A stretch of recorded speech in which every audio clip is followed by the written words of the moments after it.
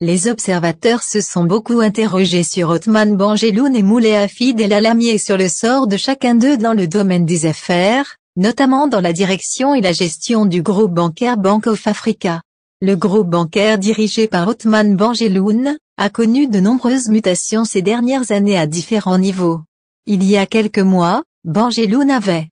annoncé un nouveau plan stratégique, dont les détails n'ont pas été divulgués, et de nombreuses interprétations ont circulé sur la possibilité de prendre sa retraite, en raison de son âge avancé, selon les interprétations. De nombreux observateurs suggèrent que Moulay Hafid El Alami, ancien ministre du Commerce et de l'Industrie et homme d'affaires bien connu, va remplacer Benjelloun à la tête du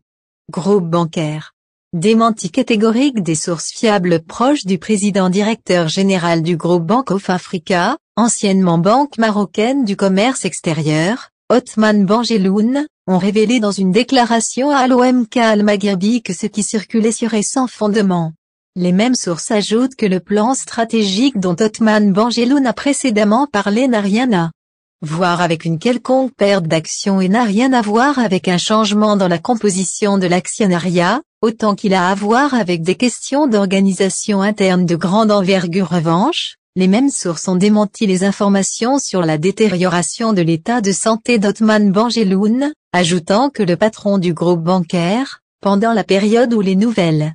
de son état de santé se sont détériorées, a assisté à des réunions et activités officielles, en plus d'exercer ses tâches quotidiennes comme d'habitude. Dans un précédent article publié par l'OMK Al-Maghribi, basé sur ce qu'a appris Média 24, Othman Benjelloun a déclaré que la divulgation de la nouvelle stratégie de son groupe bancaire Bank of Africa, qui s'étendra jusqu'en 2030, n'aura lieu